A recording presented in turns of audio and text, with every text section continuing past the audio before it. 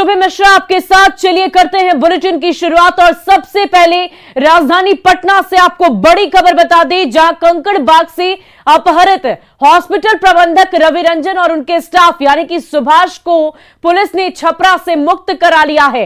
इस अपहरण कांड में 3 लोग शामिल थे और अपराधियों ने स्विफ्ट डिजायर कार से इनका अपहरण किया और 10 लाख रुपए की फिरौती मांगी। उसके बाद पुलिस ने टावर लोकेशन के आधार पर कार्रवाई की और छपरा पुलिस के सहयोग से छपरा से अपहरितों को मुक्त करा लिया है।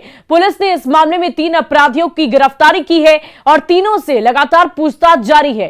तो ये बड़ी खबर आपको राजधानी पटना से बता रहे हैं, जहां अस्पताल संचालक का अपहरण का मामला सामने आया था और इस पूरे मामले को सुलझा लिया गया है। अस्पताल संचालक छपरा से उन्हें रिहा करा लिया गया है। और इस पूरी खबर की अधिक जानकारी के लिए पटना से हमारे संवाददाता संजय कुमार हमारे साथ फोन लाइन पर अधिक अपडेट के साथ जुड़ चुके हैं। संजय, क्या कुछ जानकारी मिल पा रही है?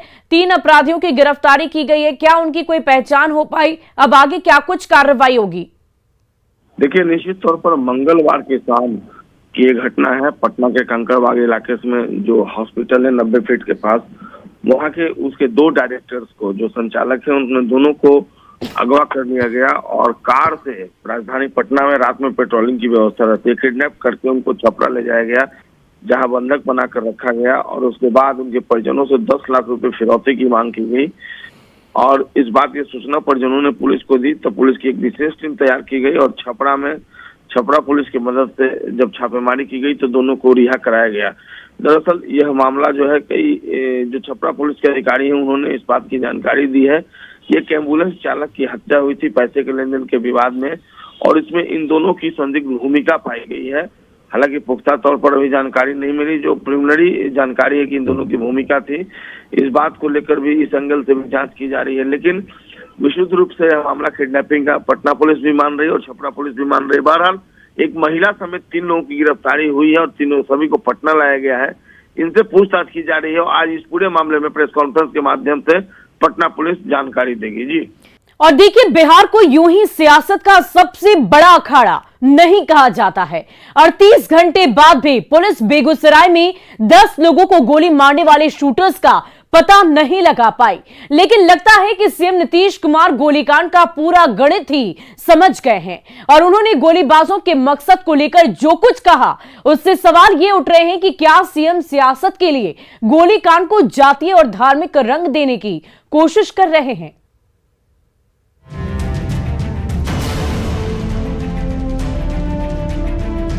एक तरफ जहां पर किया है गड़बड़ी वो सब पिछड़े वर्ग के हैं और एक तरफ जो हंगामा हुआ है वहां पर मुस्लिम कम्युनिटी के हैं।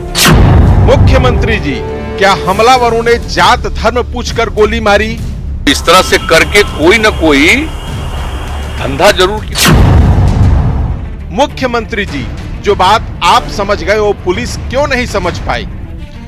आप जानते हैं कि किस तरह से लोगों को सचेत किया हुआ है। मुख्यमंत्री जी, क्या आपने पुलिस वालों को सचेत नहीं किया था? तारीख बदल गई, लेकिन बेगूसराय गोलीकांड की जांच में जुटी कई जिलों की टीम अब तक लकीर ही पीट रही है।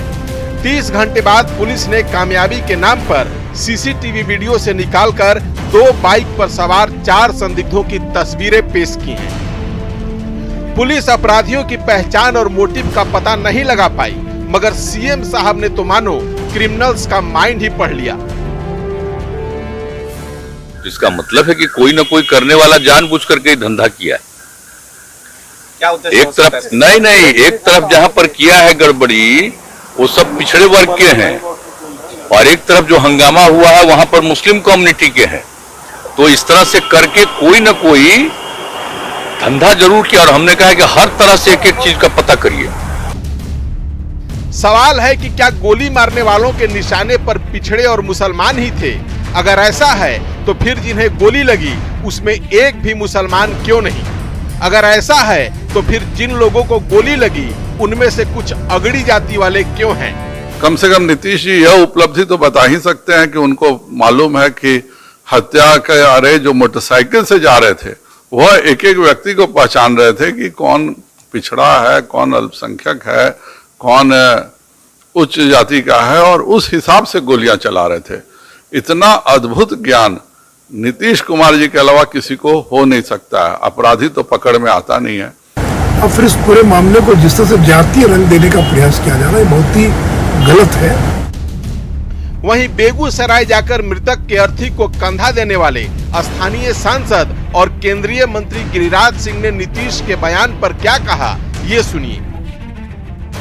मुझे लगा था कि मुख्यमंत्री जी सत्ता के मद में तो हैं और सत्ता के लिए उन्होंने अपने नीति और नियत और नैतिकता तीनों को बदला, लेकिन अब लगता है संवेदनहीन हो गए।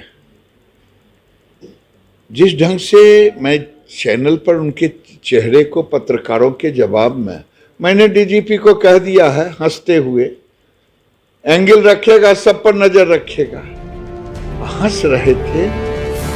हो सकता है कि सीएम के शक पर विपक्ष का बयान ही गलत हो, लेकिन सवाल है कि उस सुरक्षा व्यवस्था का क्या जो ना हमलावरों को 40 मिनट तक गोलियां बरसाने से रोक पाई, ना ही उसके कई घंटे बीतने के बाद उन्हें पकड़ सकी है। Bureau report, news 18।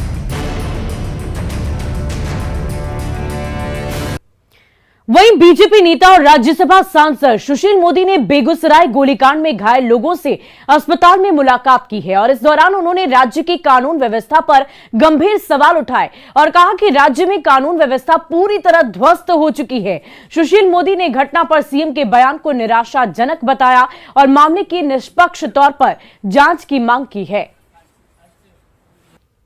75 साल में संभवतः ये बिहार की पहली घटना है जिसमें मोटरसाइकिल पर सवार अपराधी गोली चलाते हुए और 10 से ज्यादा लोगों को घायल कर दिया और एक व्यक्ति की मौत हो गई। इस तरह की घटना देश में भी कहीं घटित हुई होगी, मुझे पता नहीं। अमेरिका वगैरह में जरूर इस प्रकार की घटनाएं होती हैं। इस घटना ने पूरे बिहार के लोगों को हिला दिया है। लोग डरे हुए हैं, भयभीत हैं। हाल ही जब गठबंधन की सरकार बनी बिहार में, तभी से लोगों के मन में डर था कि कहीं फिर से पुराना दौर लौट कर ना आ जाए और एक पर एक लगातार घटनाएं होती चली गई और इस घटना ने सारे लोगों को हिला दिया। और देखिए, इसी बीच राजधानी पटना से आपको बड़ी खबर बता दें, मौसम विभाग की तरफ से अलर्ट जारी किया गया है। बिहार में मौसम का मिजाज बदला बदला सा नजर आएगा। 12 जिलों में भारी बारिश की चेतावनी जारी की गई है। कई जिलों में मानसून सक्रिय होगा।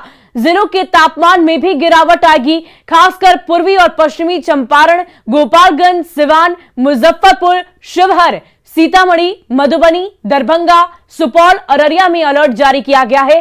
साथ ही किशनगंज जिले के 2 स्थानों पर भी भारी बारिश का अलर्ट है। इसलिए अगर आज आप घर से बाहर निकल रहे हैं तो पूरी तैयारी के साथ निकले, क्योंकि बिहार में आज मौसम का मिजाज बदला बदला सा नजर आएगा। मौसम विभाग की तरफ से अलर्ट जारी किया गया है। भारी बारिश को लेकर चेतावनी दी गई है। 12 जिलों में भारी बारिश होगी, इसकी आशंका जाहिर की गई है।